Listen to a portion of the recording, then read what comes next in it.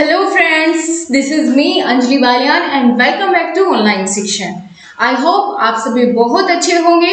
So friends, जल्दी जल्दी से सभी लोग आ जाइए, आपकी क्लास का समय हो चुका है और आज हम बहुत ही अच्छे अति लघु उत्तरीय प्रश्नों को देखने वाले हैं कि किस तरीके से आपके एग्जाम में क्वेश्चंस आते हैं। ज़्यादातर क्वेश्चंस आपको प्रीवियस ईयर पेपर के ही रिपीटेड मिलेंगे, ठीक है। और बहुत ही अच्छे क्वेश्चन हैं, आपको मजा आने वाला है आज की क्लास में।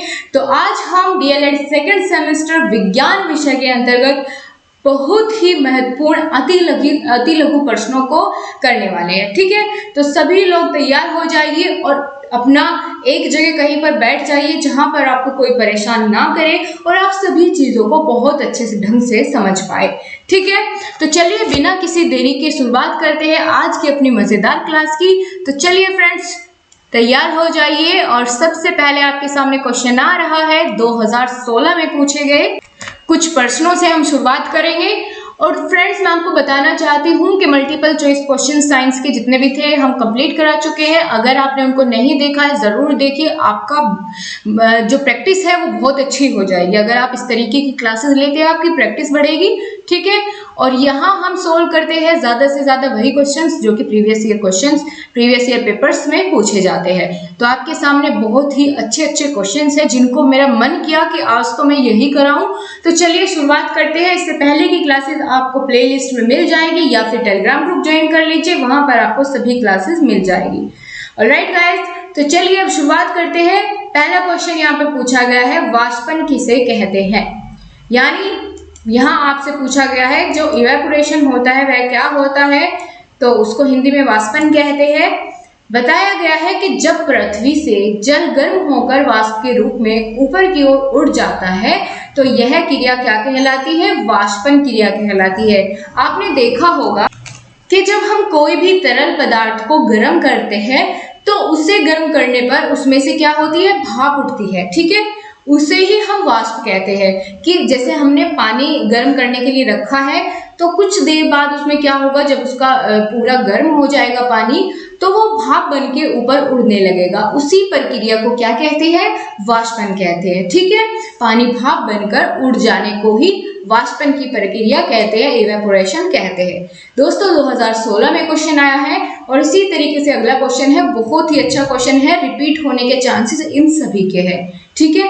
इनमें से कौन सा क्वेश्चन आपको देखने को मिल जाए और आपको फ्री के नंबर देके जाए ये आपको नहीं पता, लेकिन इसीलिए आपको ये प्रीवियस ईयर क्वेश्चंस करना जरूरी है ताकि आपको एग्जाम का लेवल समझ में आए कि किस तरह के क्वेश्चंस आपके एग्जाम में ज्यादा पूछे जाते हैं, ठीक है, और कहाँ से ये क्वेश्चन बनने के चांसेस ज्यादा होते हैं। तो चलिए अगले क्वेश्चन की तरफ बढ़ रहे हैं। चाल किसे कहते हैं, इसका मात्रक भी लिखिए। देखिए इस तरीके से मात्रक भी पूछा जाता है, तो बहुत अच्छा क्वेश्चन है। क्या है, किसी वस्तु द्वारा एकांक समय में चली गई दूरी को चाल कहते हैं। इसका मात्रक होता है मीटर पर सेकंड, ठीक, मीटर पर सेकंड इसका मात्रक हो जाता है।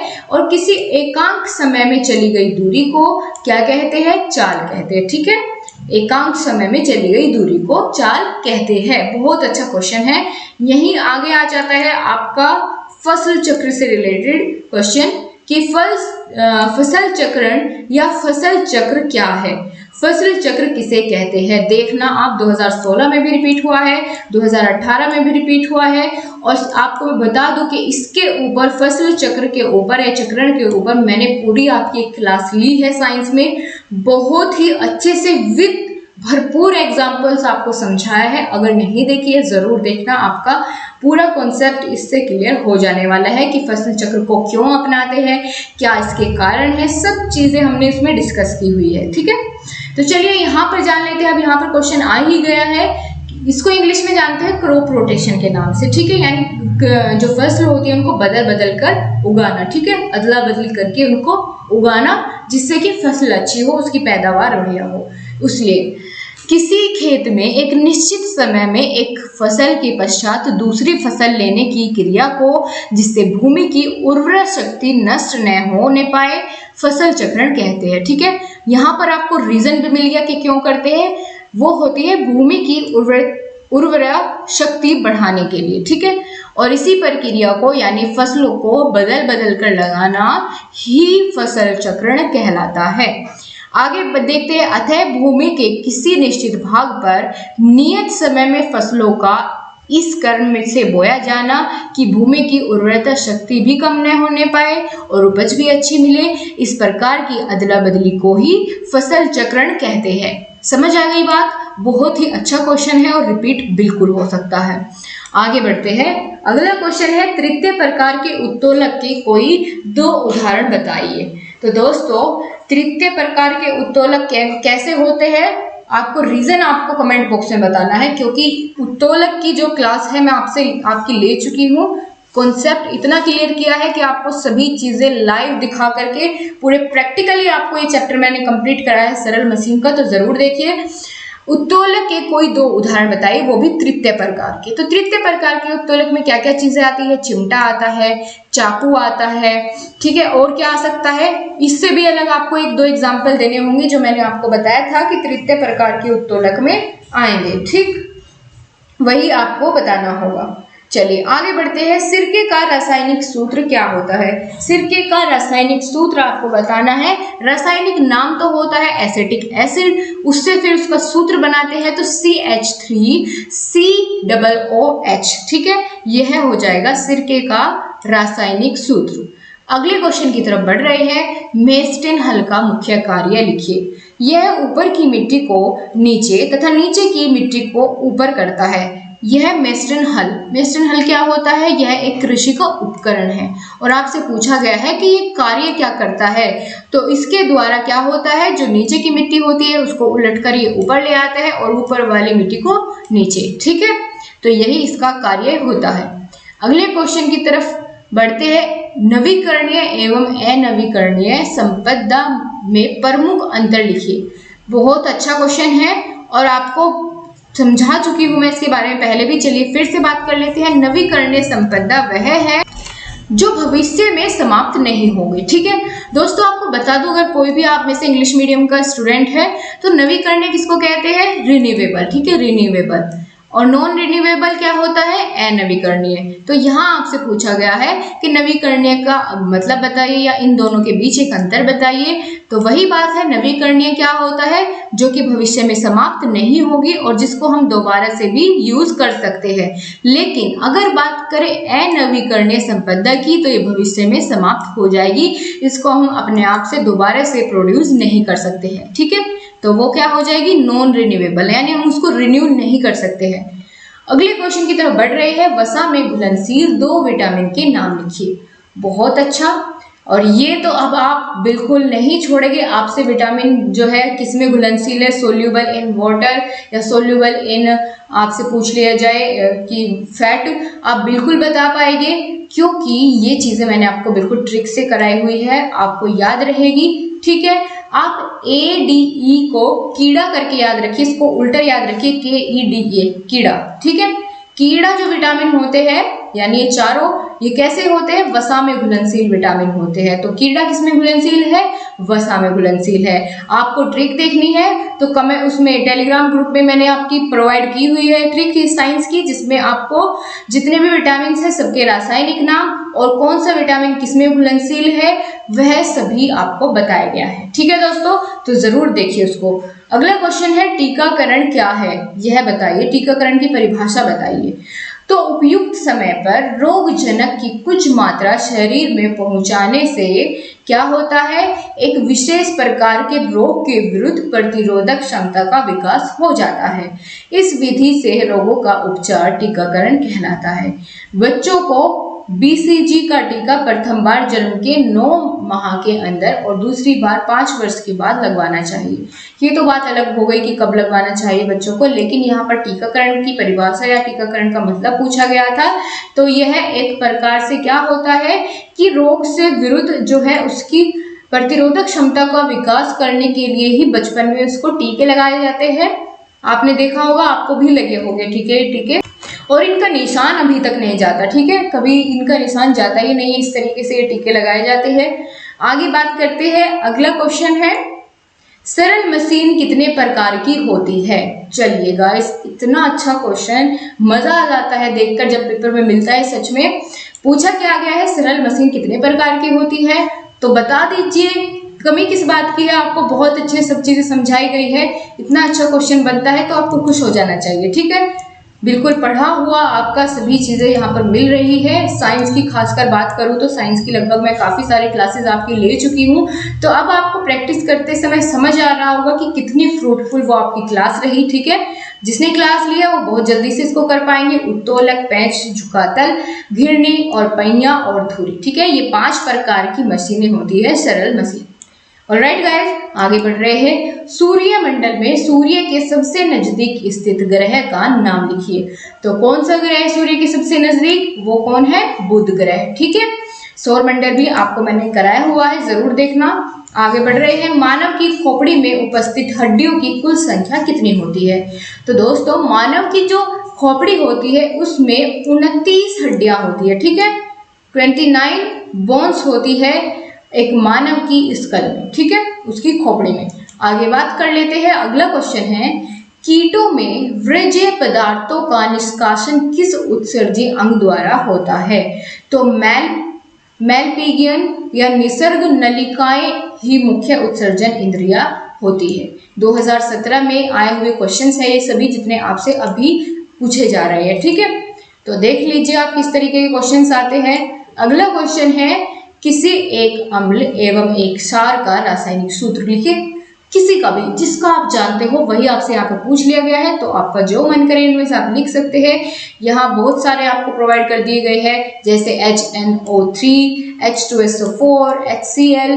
ठीक है, इसीलिए आपसे पूछा गया है ताकि आपको पता होना चाहिए कौन अम्ल है और कौन क्षारीय है। ठीक है, NaOH और KOH, NH4, OH, MgOH2, ये आपको बिल्कुल, ये क्लास मैंने आपके अभी तक नहीं ली है। आपको केमिकल फॉर्मूलेज ये सभी मैं आपको याद करा करके छोड़ूंगी, उसकी परेशानी आपको नहीं लेनी है। अभी हम इसको कंप्लीट कर लेते हैं। Fe2O3 में लोहे की संयोजकता कितनी है? आपसे पूछा गया है इसमें लोहे की संयोजकता कितनी है, तो इसमें गाइस लोहे की संयोजकता कितनी है? 3 होती है। ठीक है, +3। आगे बात करते हैं। 2017 में आया क्वेश्चन है, ऊर्जा के संचरण की किस विधि द्वारा जल गर्म होता है? आपसे पूछा गया है कि जो जल गर्म होने की विधि है वो कौन सी विधि है? तो वह है संवहन। ठीक है, संवहन विधि।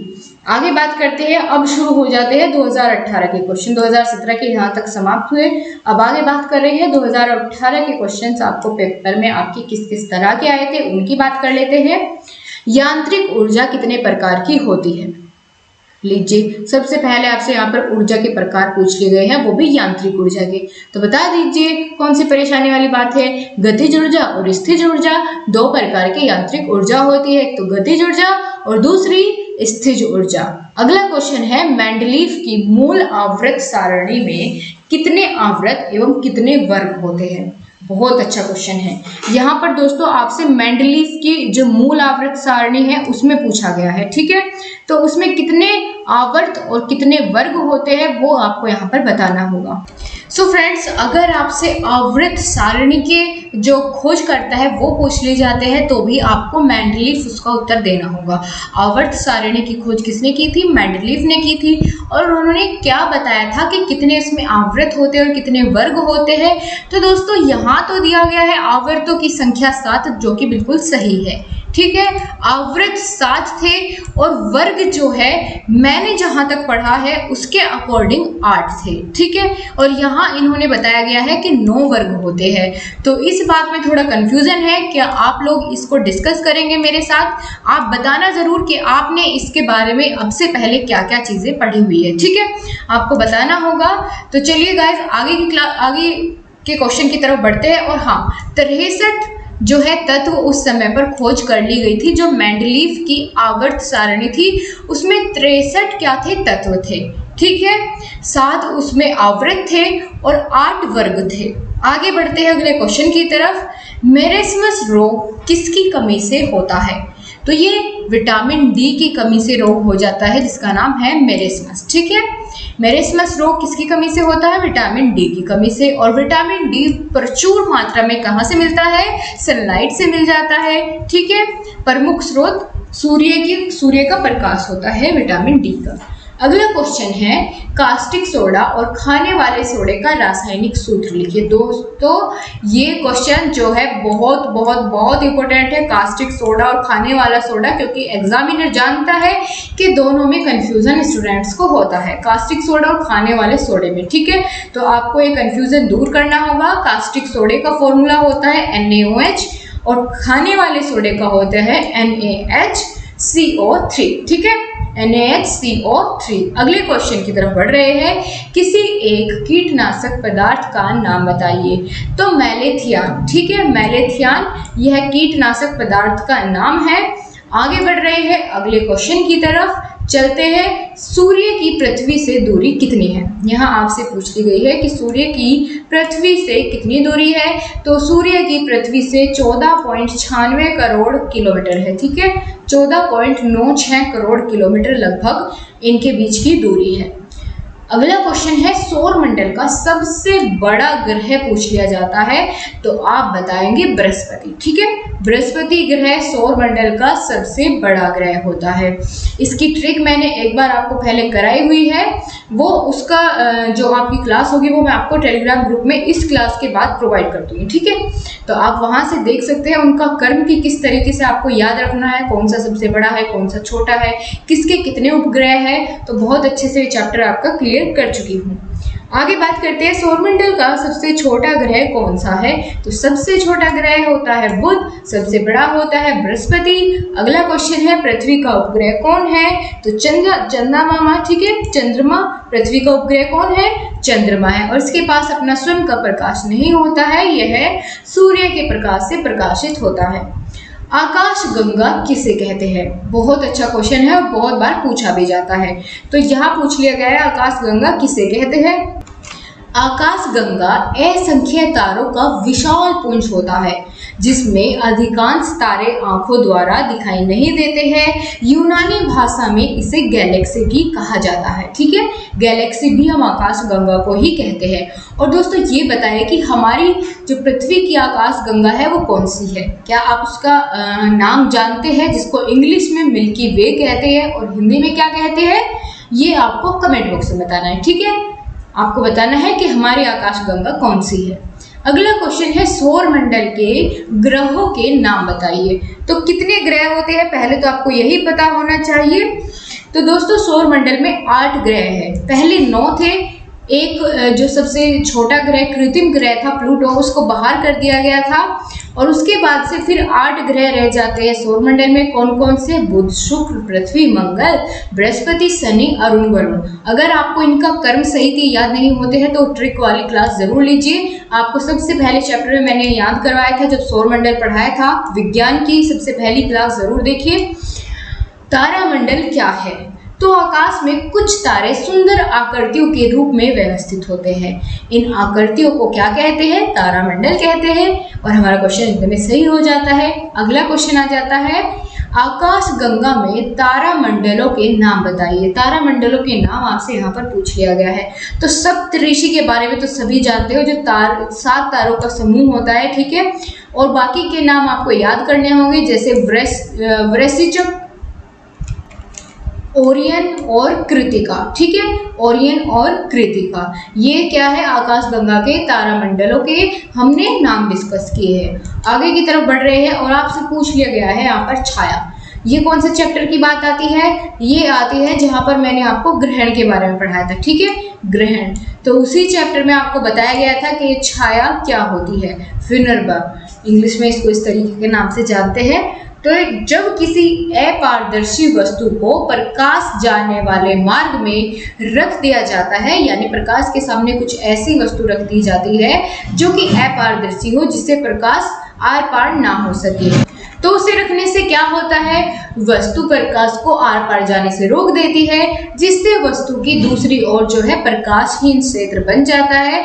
इस प्रकाशहीन क्षेत्र को वस्तु की छाया कहते हैं। ठीक है, जैसे मान लेते हैं कि यहाँ पर आप समझिए कि जैसे यहाँ पर एक दीवार है। ठीक है, ठीक है, तो यहाँ पर दीवार नहीं, आप उसी का ही समझते हैं हम, जिस तरीके से चंद्र ग्रहण या सूर्य ग्रहण की सिचुएशन होती है। ठीक है, वही हम समझते हैं पृथ्वी है। ठीक है, यहाँ पर क्या है, यहाँ पर मून है, चंद्रमा है, और यहाँ हो जाता है सूर्य। तो सूर्य का प्रकाश जाता है पृथ्वी की तरफ, बिल्कुल। तो यहाँ जितने एरिया में सूर्य का प्रकाश जा रहा है वहाँ पर तो दिन है। ठीक है, और बिल्कुल सही से रोशनी जा रही है, सीधा प्रकाश पृथ्वी पर पड़ रहा है। लेकिन जहाँ जिस जगह पर बीच में क्या हो जाता है, चंद्रमा आ जाता है, तो फिर यहाँ इस वाले जो हिस्से पर पृथ्वी के क्या है, सूर्य का प्रकाश नहीं पहुँच रहा है। यहाँ वाले हिस्से पर जो मैंने ब्लू वाली शेड बनाई है, तो यहाँ सूर्य का प्रकाश डायरेक्टली नहीं पहुँच रहा है, जो चंद्रमा है वो उसके सामने आ जा रहा है। तो वहाँ पर उस हिस्से पर क्या रहता है, अंधेरा रहता है, उसकी छाया पड़ती है। तो जिस हिस्से पर इस वजह से अंधेरा रहता है वही उसकी छाया होती है। अगला क्वेश्चन है, प्रकाशहीन जो क्षेत्र होता है उसी को छाया कहते हैं। अगला क्वेश्चन है, सूर्य ग्रहण किसे कैसे होता है। तो अमावस्या के दिन सूर्य और पृथ्वी के मध्य जब चंद्रमा आ जाता है, जो सिचुएशन मैंने अभी बनाई थी ये सूर्य ग्रहण की थी। ठीक है, और चंद्रमा की छाया पृथ्वी पर पड़ने लगती है, इस स्थिति में सूर्य ग्रहण हो जाता है। अगला क्वेश्चन है, चंद्र ग्रहण कब पड़ता है। तो चंद्रमा कब पड़ता है चंद्रमा ग्रहण, तो वो है पूर्णिमा को, और सूर्य ग्रहण अमावस्या को। ठीक है, पूर्णिमा के दिन जब सूर्य एवं चंद्रमा के मध्य पृथ्वी आती है। अब की बार बात की गई है सन और मून के बीच में क्या आ जाती है, हमारी अर्थ आ जाती है। तो इस ऐसे उसमें सिचुएशन में क्या होता है, चंद्र ग्रहण होता है। अगले क्वेश्चन की तरफ बढ़ रहे हैं, और बहुत अच्छा सिंपल सा क्वेश्चन आपसे यहाँ पर पूछ लिया गया है, फसल किसे कहते हैं। तो एक विस्तृत क्षेत्र पर उगाए गए एक ही जाति के पौधों के समूह को फसल कहते हैं। यानी आपने देखा होगा खेत में जब फसलें उगाते हैं तो ऐसा तो नहीं है कि एक जगह हर एक जो फसल होती है वो एक जगह पर बो दी जाए। हर एक पौधा, आप अगर बात करें कि सरसों, गेहूं, चावल सभी एक जगह बो दिए जाए, ऐसा तो नहीं होता। उनको अलग अलग करके उनकी पूरा एक वो बना दिया जाता है, पूरी फील्ड में एक ही तरह के पौधे लगाए जाते हैं और उसे ही हम फसल कह देते हैं। जब पौधों का एक ही जैसा पौधों का समूह या एक ही जाति के पौधों का समूह उगाया जाता है तो उसको फसल कहते हैं। अगला क्वेश्चन है, फसल कितने प्रकार की होती है। तो फसल 3 प्रकार की होती है। कौन कौन सी, खरीफ, रबी और जायद। ठीक है, ये मौसम के और समय के अनुसार इनको डिवाइड किया गया है, खरीफ की फसलें, रबी और जायद। ठीक है गाइस, तो चलिए आज की क्लास में इतना ही। और आपको बताना है कि आपने नोट किया होगा, आपका स्कोर क्या रहा, आपको कमेंट बॉक्स में जरूर बताना है। कितने क्वेश्चंस आपने सही किए और कितने क्वेश्चन आपके गलत हुए, आपको पूरा कमेंट बॉक्स में सब कुछ बताना होगा। So thank you so much guys. अगर आपने अभी तक क्लास को लाइक नहीं किया है तो प्लीज प्लीज प्लीज लाइक जरूर करिए और अपने सभी फ्रेंड्स के और मित्रों के साथ शेयर करिए। Thank you so much guys. आपसे फिर से मुलाकात होगी नई क्लास के साथ, तब तक के लिए बाय बाय, टेक केयर।